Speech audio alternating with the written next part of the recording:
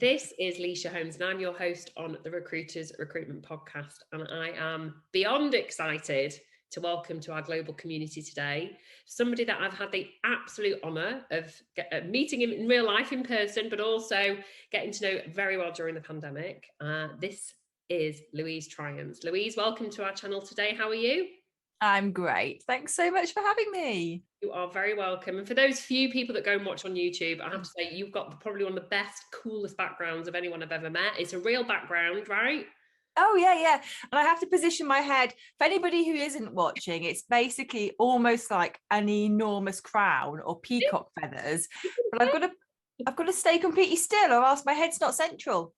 Yeah, no, you actually coordinate very well with it, I have to say. No, it is a beautiful background, but we'll make sure we get a photo so we can share that when we send this out into our channels and our ethers. So for those who are for some reason living under a rock somewhere, who are not yet familiar with what you do and who you are, please give us a synopsis of your background and what you do. So I have been in the recruitment space for 30 years now. A long time ago, I started out working for a recruitment agency. They did a bit of everything. They were contingency, exec search, high street, and then some other random thing that they did on top. And then 20 something years ago, I said, I've had enough of this. Various things happened and I was, I'm going to do something else. And my dad was teaching business people how to use the internet, which is absolutely hilarious. So he was doing this course called Web for Business or Web for Managers. And I said, you know what, headhunters should be using the internet. And I helped him to build this course and sold it to exec search firms. And then the community came from that. And 23 years later, I'm still in that space. Wow, that's amazing. I didn't know that about your dad, actually. What a gorgeous provenance that you've got, that's how it came together. It's great. So we got to know each other very well from 2020 because we did a show for you on Crowdcast. So tell us a little bit about what Crowdcast is for those who are not yet familiar. Yeah, so that's something which has happened for me in the past couple of years as I've started working with them. But back in 2013, I had this kind of idea that we ought to be doing video live broadcast in the recruitment space. And so I started doing a load of Google Meet shows with a guy from Colleague Software, Mark Stevens and Alan Whitford, who's sadly not with us now. And we were doing these fortnightly hangouts on Google Meet. Then we moved them to something called Blab, which was an amazing platform. You could just kind of start a show and chat with people and other people. It was, I guess, like an early Clubhouse almost, but with video. And then they actually just disappeared. So I started using Crowdcast, which is a Zoom alternative, but much better. And I've been using them since 2017 to do live video broadcasts. And you have had a show on there, which was superb. But I started working for them in 2020 and there was this thing called COVID, which impacted some of us. And I was like, I might need some extra work. And well, I've still got my gig with them alongside all the other stuff. Going to say all the other stuff and tell us about UK Recruiter. Yeah, so it's a community site essentially. It's a like an old-fashioned online, but no, like an old-fashioned trade publication, but much more modern. It's the longest-running newsletter in the recruitment space. We do physical events, we do online events, we do stuff for startups right through to business owners. Very focused on the recruitment space. Agency and in-house. I mean, I called it UK Recruiter, slightly limited myself there, but we do have a global audience. Yeah, I was going to say maybe you need to think about rebrand. Too late now. But yeah, no, I think people know that's who you are and that's what you do. And you also, in your spare time, you're a vice chair of the Noras. Oh yeah, I work with Stephen O'Donnell. Oh, Stephen. He's coming on at some point. He is coming on. He's booked in the diary. You'll be pleased to know I finally got him on, and I'm hoping his little Stephen will come on the screen. Yeah, his little creepy dancing Stephen. So that's 20 years I've been working with him on the National Online Recruitment Awards. So yeah, very much enjoy doing that. And I actually love the job board space. I'm going to be running a conference for job boards in October, which is super niche. And I know we're going to talk about events, and niche is good. Yeah, okay, well, that's a very nice way. I like the way you've just brought it back around to what we're going to talk about today. So as we record this, the world has opened up now. You know, we've gone through, you know, the most horrendous economic and health pandemic that any of us could have ever predicted. And now that we know that ultimately we won't go back into any sort of lockdown, events of all sorts, you know, weddings, christenings, bar mitzvahs, funerals, all sorts will go ahead. as will business events. And, you know, I see you as the expert, having been at, I came to an event of yours in 2018 in London with Alex Moyle.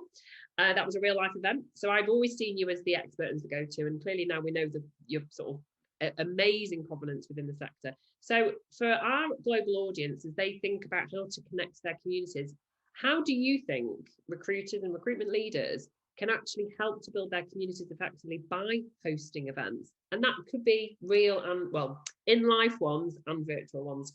It's quite a lot to talk about there. Yeah, and there's almost another tiny part of it, which is about, I mean, we're going to talk about hosting your own events, running your own events, building your own communities through events. That's what I do want to talk about. But there is also something to be said for attending other people's events, because if we all hosted our own, nobody would go to anyone else's. So one of the things I've always been really careful of over the years is, for the love of God, don't duplicate something which already works.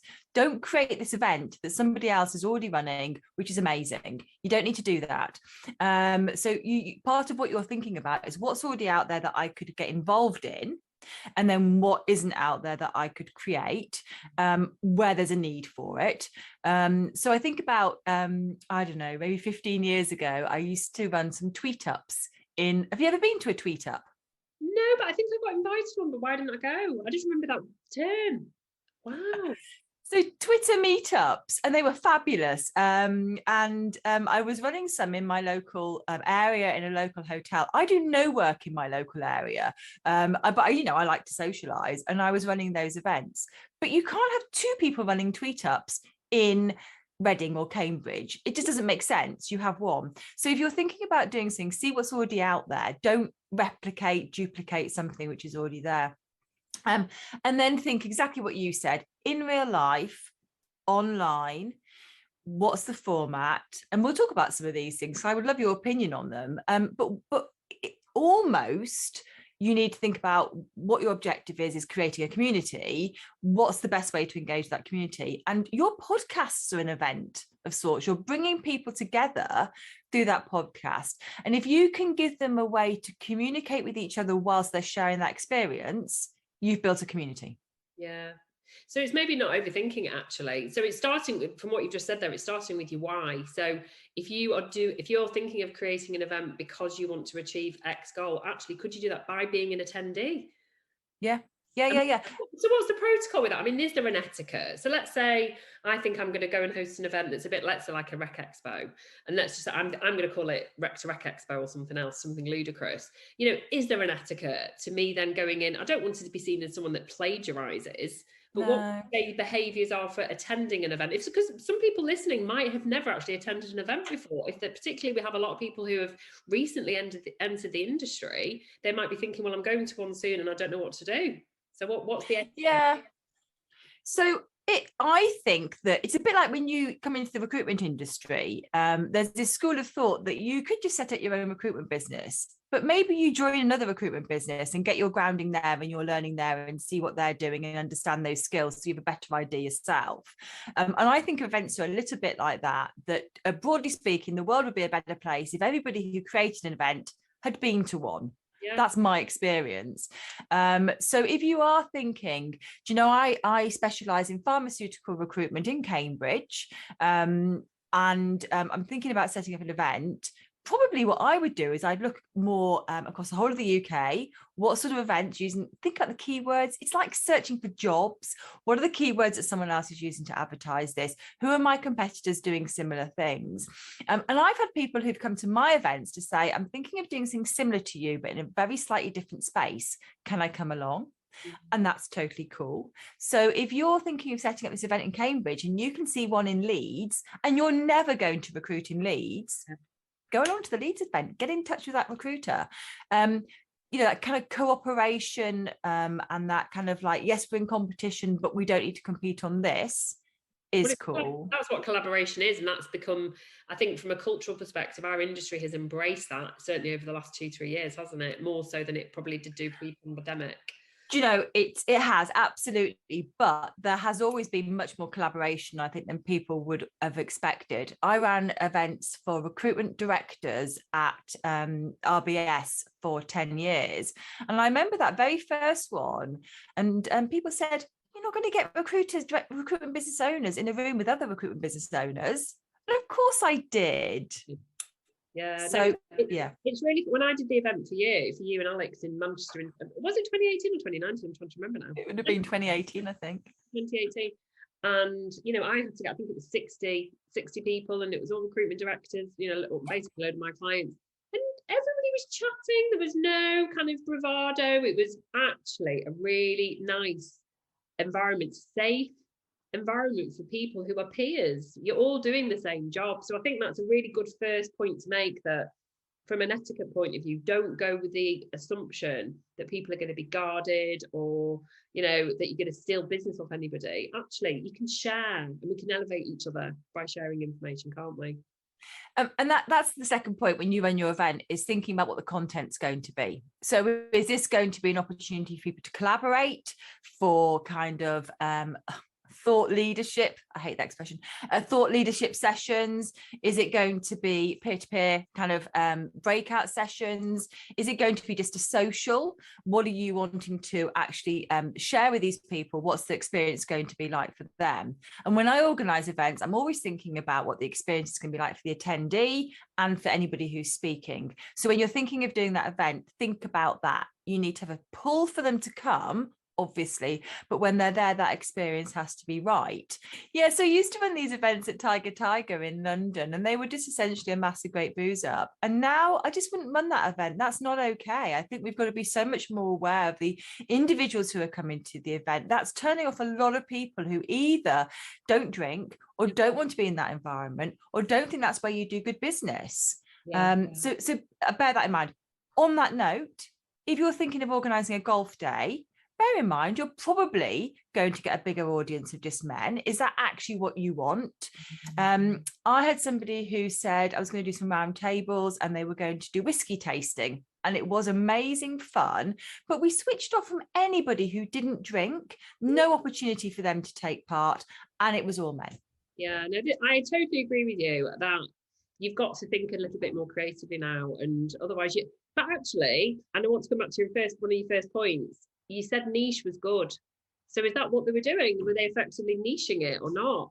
Ooh. They were niching it in a way I don't think was right. So yeah, niche is good. Okay, so on that note, so say that you were running this event for pharmaceutical individuals in the pharmaceutical industry in Cambridge. That's the sort of niche I'm talking about. And in order to attract that niche, you get the speaker who they really want to hear from. Who is the person who is going to make them come to an event at the end of their work day? What's going to get them there? It's probably not going to be that you're at the Hilton and there's a free bar, or it's an afternoon tea. It's probably going to be that speaker or the opportunity to learn about something. Also, don't just set your sights on an event at the end of the day. I've seen some amazing events organised by recruiters on weekends, and you might be thinking nobody wants to cut into their leisure time, but for the right speaker or the right experience, they will. Yeah, no, I was going to say, actually, I think for me, if I was to give up my time, whether it's during the workday or at the weekends, it would be the value that I'm going to learn from that person. So I think it's thinking about people of influence within your industry, as opposed to it just being your voice. This isn't about you promoting yourself. It's not self-promotion, is it? Ever. No, you'll be really careful of that as well, is that you want to become the hub, but probably without speaking too much. So I never talk at my own events, ever. I mean, I very rarely do podcasts or anything like that. I'm bringing people together, and that's what you will do as a recruiter who are looking to build a community through events. You're going to think, who do I know who I can use to be that bridge? And don't underestimate the value of a speaking opportunity as well. So if you're looking to run events, peer-to-peer speakers, if you've got somebody, a client you're really trying to get into, AstraZeneca, and you cannot get in front of that product manager at AstraZeneca, ask them to be your speaker, not your attendee. Yeah, no, it's clever. And it's, that they're going to add so much value to your audience, so that then has an attraction for your talent pools. But actually, like you say, that's showing them, and ultimately it's showing them that you value their opinion in the market. I think it's just a clever way to do sort of business development, because let's face it, that's ultimately what this is doing. It's creating value proposition for you, and that's the means to it. so many events have a virtual and a digital element to it. So a lot of recruiters, you know, do we have the skills to be able to do all of these things? What are your views on having a third party running events for us? What would you say about, because then immediately your brain goes to cost versus return on investment. What are your views on using third party specialists for that point of view, making it an immersive experience? So cost was going to be the next thing I come on to, but I will after that. Yeah, we're doing well. So so hybrid events, you have to have a big budget to be thinking about, how do I put on something like a conference which has got a hybrid element? And I absolutely think you can. You've got kind of two choices here. It's either dip my toe in the water with the equivalent of a tweet up or an after work social or a small group lunch, or go big. And if you're going to go big, then yeah, absolutely. Your core business is recruiting. Your core business is not event organizing. So the point I was going to make about cost is there's two costs. There's time cost and then there's cost. And you're kind of like measuring them against what you're going to get, the return, the actual value you're going to get from it. So don't ever make the mistake of suddenly turning into an events business. That is not what you're doing. And I don't know whether you'd agree with that. It can be really time consuming, can't it? Oh gosh, I mean, obviously the support I had, because obviously I can only relate to what I did with you and Alex. The support I had from you two was just unbelievable, because effectively it was almost like a franchise of what you'd already done and what you were already doing. And it was very time consuming. That was me and Shannon, as well as the day job.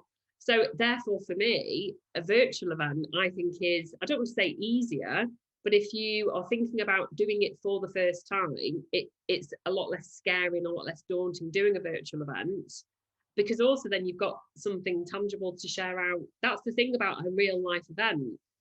Unless you've got a professional videographer there and you've got, you know, again, this still cost. A virtual event, if I think about what Ian Knowlton and I did with the Recruitment Shining Star show on Crowdcast, we had something tangible, an evergreen forever. You know, the shows were there for whenever anybody needed to drop in if they couldn't actually attend the event. So I think real life versus virtual. Yeah, and absolutely what you're doing is you're producing content, and we all know that content is really important to position yourself, and you should always be thinking about the ways in which you can produce content. So doing a virtual event where you've got the pre-event content, which is the run up to that, all the ways in which you talk about this event you're going to run, which positions you even more so than just the fact that people are attending the event, everyone's seeing you're doing it, and then the actual event itself, and then those recordings afterwards. And even if people don't watch those recordings in their entirety, to know that you had somebody talking about this subject and they were an important speaker and this was the audience. And I totally agree. We've got used to that content being recorded. So when you go to an in-person event, you're kind of like, well, why not be able to watch this afterwards? Yeah, it was a bit. Well, I was a bit like that about Clubhouse, to be honest with you, because I was like, well, how if I can't attend? Because the thing is, we're all so time poor again, and I don't want to start contradicting what I talk about in terms of mental health and well-being and balance, because there's only so much time that you have in a working week. So I think it's really important to think about some of the things that, I think we've literally walked and talked through the whole mind stage process of what's your why, how you're going to go about doing it, whether you're going to do like an in-person event or a virtual event, and what are you looking to gain from it. But I think the best advice really is to go and attend. Just go and attend, and actually you have none of the stress then. You get all of the enjoyment factor. Yeah, and you could even offer to be a partner for some of these events. You touched on the amount of work that's involved in organising an event. And if you can offer some support in some way through your own network, through your own time, then probably you're going to get a really positive response. You might end up with more than you bargained for. So you might end up with a bigger job than you actually intended. But hopefully you'll be getting the rewards too. You'll be getting to be seen as somebody who's important in that space. So it's kind of like, you kind of almost shoehorned yourself into a position of influence, but in a valuable way, which helps the other people. Definitely. Well, I think it's been absolutely brilliant. So obviously hope to see you in person at an event sometime soon. And we really appreciate you coming on the Recruiters Recruitment podcast, Louise. It's been absolutely wonderful to have you on. Thank you. Lovely. Thanks ever so much. I'll see you soon. Will do. Thank you.